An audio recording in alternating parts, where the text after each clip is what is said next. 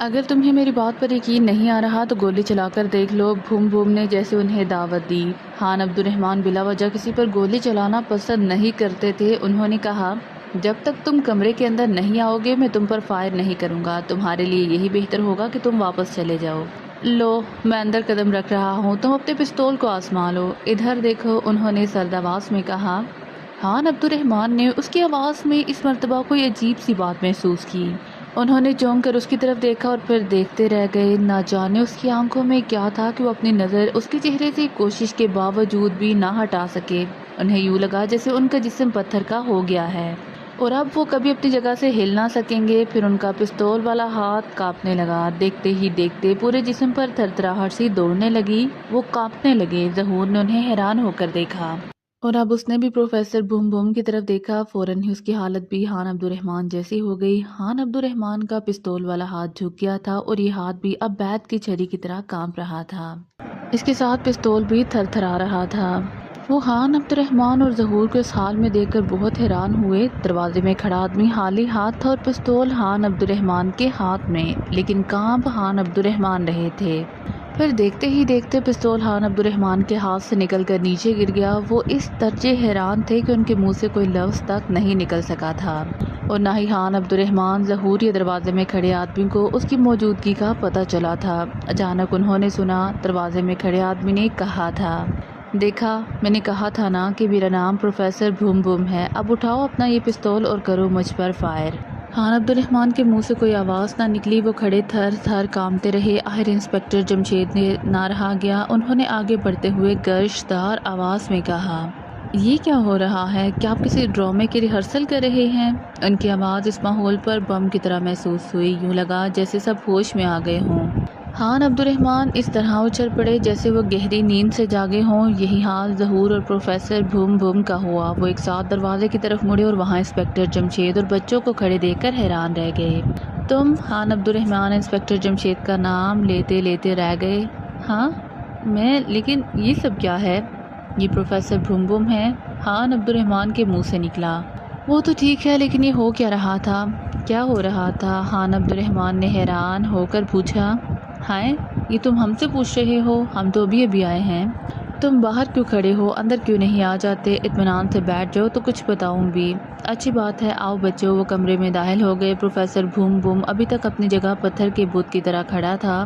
Inspector Jamshed نے اسے غور سے دیکھا اور بولا، آئیے پروفیسر صاحب، آپ بھی اندر تشریف رکھیے۔ شکریہ، میں پھر آؤں گا، پروفیسر نے کہا اور جانے کے لیے مڑ گیا۔ ارے ارے پروفیسر صاحب، آپ بھول رہے ہیں، آپ تو ہم اس کمرے سے نکالنے آئے تھے۔ خان عبد الرحمن کو جیسے اچانک یاد آیا۔ ہاں، تم لوگوں کو اس کمرے سے جانا ہوگا، ضرور جانا ہوگا، میں آؤں گا اور بہت جلد آؤں گا۔ یہ کہتے ہوئے وہ تیز تیز قدم اٹھاتا چلا گیا۔ چند لمحے تک کمرے میں خاموشی چھائی رہی۔ پھر سب سے پہلے خان عبد الرحمن کی آواز نکلی، اف خدا، یہ مجھے کیا ہو گیا تھا؟ بات کیا ہے؟ تفصیل سے بتاؤ، انسپکٹر جمشید نے نرمی سے کہا۔ اس پر خان عبد الرحمن نے پوری تفصیل سے بات بتا دی۔ انسپکٹر جمشید یہ سن کر سوچ میں ڈوب گئے۔ تینوں بچے بھی اپنے اپنے خیالات میں کھو کر رہ گئے۔ کیوں بچوں، تمہارا کیا خیال ہے؟ آخر انسپکٹر جمشید چونکے۔ معاملہ حد درجے پر اسرار ہے۔ ہوٹل کا یہ خالی کمرہ ہونا صرف اس وجہ سے کہ پروفیسر بھوم بھوم اس میں کسی کا ٹھہرنا پسند نہیں کرتا، اور پھر ہوٹل کے مالک چھوٹو بھائی کا یہ کہنا کہ کمرہ صرف اس شرط پر مل سکتا ہے کہ آپ کو یہاں بلوایا جائے، کئی سوال ذہن میں پیدا کرتا ہے۔ آخر بھوم بھوم اس کمرے میں کسی کا ٹھہرنا کیوں پسند نہیں کرتا؟ چھوٹو بھائی ہم لوگوں کو کیوں بلانا چاہتا ہے جب تک ان سوالات کے جوابات نہ مل جائیں؟ کیا بات سمجھ میں آ سکتی ہے؟ محمود کہتا چلا گیا۔ یہاں ایک اور بات بھی پیدا ہوتی ہے، فرزانہ بولی۔ چلو تم بھی بتاؤ کہ کیا بات پیدا ہوتی ہے، فاروق نے جلدی سے کہا۔ ظہور نے اپنے کانوں میں آتے بوم بوم کی آواز سنی تھی، پھر اس نے یہ کہا تھا کہ وہ آ رہا ہے اور اس کی تھوڑی دیر بعد ہی وہ یہاں آ پہنچا تھا، تو کیا وہ یہاں سے بہت نزدیک رہتا ہے؟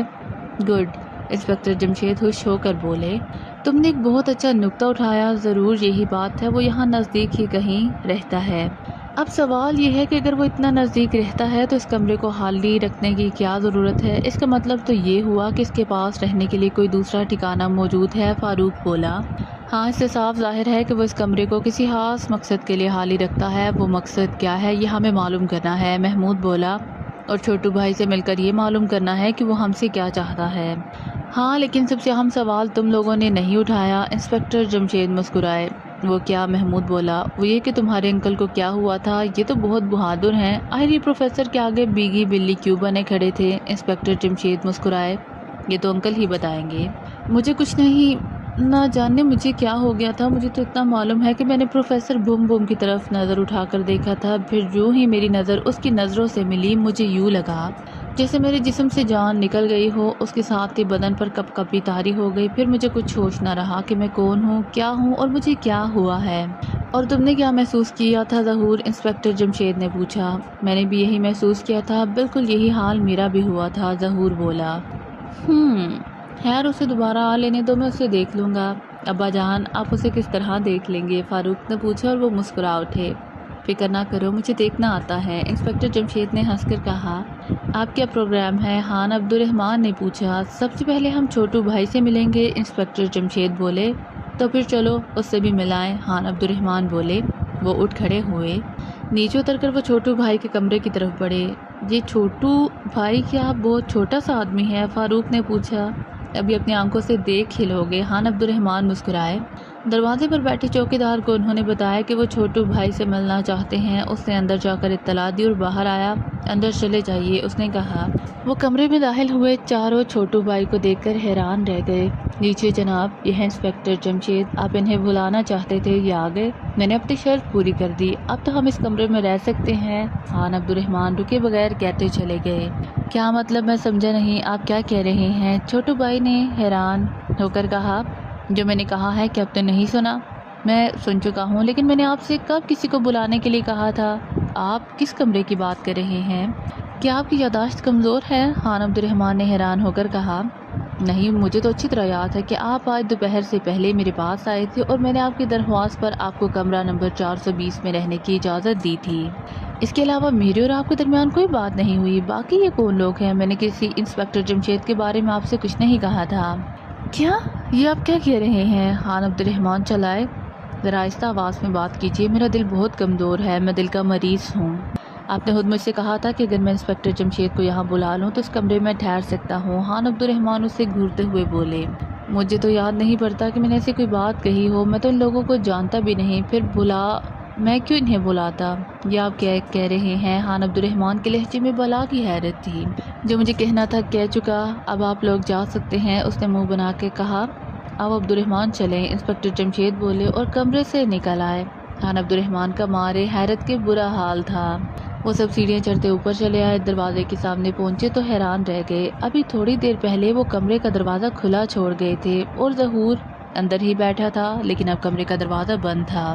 انہوں نے دروازے پر دستک دی لیکن اندر سے کوئی جواب نہیں ملا۔ انہوں نے دروازہ زور زور سے کھٹکھٹایا، اس پر اندر سے ظہور نے کوئی جواب نہیں دیا۔ وہ گھبرا گئے۔ آؤ عبد الرحمن دروازہ توڑیں، اس طرح یہاں اور لوگ جمع ہو جائیں گے، خان عبد الرحمن نے گھبرا کر کہا۔ ہوتے ہیں تو ہو جائیں، ظہور کی زندگی خطرے میں ہے۔ بس پھر کیا تھا؟ انہوں نے دروازے پر شانوں سے ٹکریں مارنی شروع کر دیں۔ دائیں بائیں اور سامنے والے کمروں میں ٹھہرے ہوئے لوگ دروازہ کھول کھول کر باہر جھانکنے لگے، لیکن انہیں کوئی پرواہ نہیں تھی۔ وہ مسلسل ٹکریں مار رہے تھے، دروازہ بھی اتنا کمزور نہیں تھا۔ اچانک ایک زوردار آواز ان کے کانوں سے ٹکرائی۔ یہ کیا ہو رہا ہے؟ انسپکٹر جمشید اور خان عبد الرحمن رک گئے، سب نے مڑ کر دیکھا۔ ہوٹل کی وردی میں ایک نوجوان آدمی کھڑا انہیں گھور رہا تھا۔ اس نے تیز لہجے میں کہا، میں اس ہوٹل کا جاسوس ہوں، میرا کام یہ ہے کہ کوئی ہوٹل کو نقصان پہنچائے تو اسے پولیس کے ذریعے گرفتار کروا دوں، کوئی شخص کوئی چیز چرائے تو اسے پکڑ کر پولیس کے حوالے کر دوں۔ کیا میں پوچھ سکتا ہوں کہ آپ لوگ کون ہیں اور اس کمرے کا دروازہ کس خوشی میں توڑ رہے ہیں؟ ہم نے یہ کمرہ لے رکھا ہے، خان عبد الرحمن ہان پھاڑ کھانے والے لہجے میں بولے۔ کمرہ لینے کا مطلب یہ نہیں کہ آپ اسے توڑنا شروع کر دیں، ہوٹل کے جاسوس نے کہا۔ سنیے مسٹر انسپکٹر جمشید کہتے کہتے رک گئے کیونکہ جاسوس نے اپنا نام نہیں بتایا تھا۔ مجھے شہباز خان کہتے ہیں، اس نے اکڑ کر کہا۔ ہاں تو مسٹر شہباز خان، ہم اس کمرے میں آج ہی آئے ہیں، ابھی تھوڑی دیر پہلے اپنے ملازم کو اندر چھوڑ کر ہم ذرا ہوٹل کے مالک سے ملنے گئے تھے، اب واپس آئے ہیں تو کمرے کا دروازہ بند ہے اور اندر سے کوئی جواب نہیں ملتا۔ سوال یہ ہے کہ اندر ہمارے ملازم کے ساتھ کیا حادثہ پیش آیا، یہ اس وقت معلوم نہیں ہو سکتا جب تک دروازہ نہ کھول دیا جائے۔ دروازہ اندر سے بند ہے، اب آپ ہی بتائیے ہم کیا کریں؟ انسپکٹر جمشید کہتے چلے گئے۔ تو یہ بات ہے، لیکن آپ کو پہلے ہوٹل کے مینیجر سے بات کرنی چاہیے تھی، اس نے اعتراض کیا۔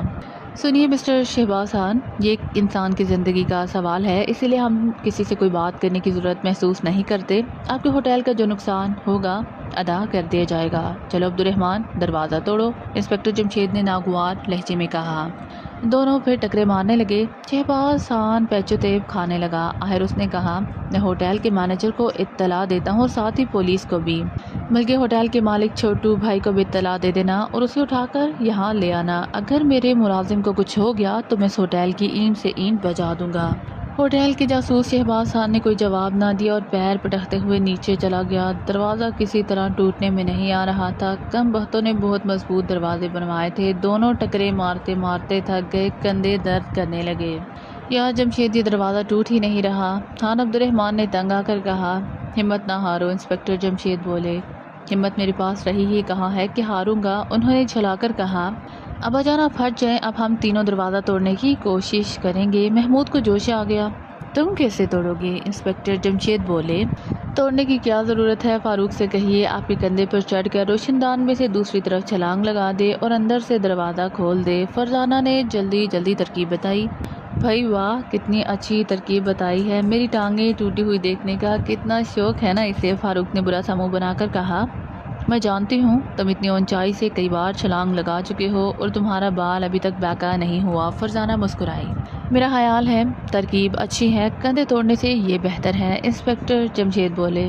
مارے گئے، فاروق کے منہ سے نکلا۔ جان کیوں نکل رہی ہے، کارنامہ انجام دینے کا سنہری موقع ہاتھ لگا ہے، محمود نے مذاق اڑانے والے لہجے میں کہا۔ تو تم خود انجام دے لو کارنامہ، مجھے اتنی اونچائی سے چھلانگ لگانے کی مشق نہیں ہے، محمود بولا۔ باتوں میں وقت نہ ضائع کرو، آؤ فاروق میرے کندھے پر چڑھ کر روشن دان تک پہنچنے کی کوشش کرو۔ جی بہت اچھا، فاروق نے سعادت مندی سے کہا۔ واہ کتنا بہادر ہے فاروق، فرزانہ نے شوخ انداز میں کہا۔ میں کہاں بہادر تو تم ہو جو ایسی ایسی بہادرانہ تجویزیں پیش کرتی ہو، فاروق جل کر بولا اور انسپکٹر جمشید کے کندھے پر چڑھ گیا، لیکن اس کے ہاتھ روشن دان تک نہ پہنچ سکے۔ ابا جان میرے ہاتھ سے روشن دان کوئی 2 فٹ اوپر ہے، اس نے کہا۔ کوئی بات نہیں، نیچے اتراؤ، میں اپنے اوپر محمود کو چڑھا لیتا ہوں، تم اس کے اوپر چڑھ کر روشن دان تک پہنچ سکتے ہو۔ یہی کیا گیا اور عین اس وقت جب فاروق کے ہاتھ روشن دان تک پہنچے، انہوں نے دوڑتے قدموں کی آوازیں سنی۔ بہت سے آدمی ان کی طرف دوڑے آ رہے تھے، انہوں نے ٹھٹک کر دیکھا۔ ہوٹل کا جاسوس اپنے ساتھ پولیس کے کچھ آدمیوں اور 3 اور آدمیوں کو لے کر ان کی طرف آ رہا تھا۔ وہ دوڑتے دوڑتے چند قدم کے فاصلے پر ہی رک گئے۔ ان کے سامنے عجیب و غریب منظر تھا۔ کمرہ نمبر 420 کے سامنے 2 مرد اور 2 بچے کھڑے تھے، ایک لڑکا روشن دان سے لٹک رہا تھا۔ یہ کیا ہو رہا ہے؟ بہترین سوٹ پہنے ہوئے ایک آدمی نے کہا۔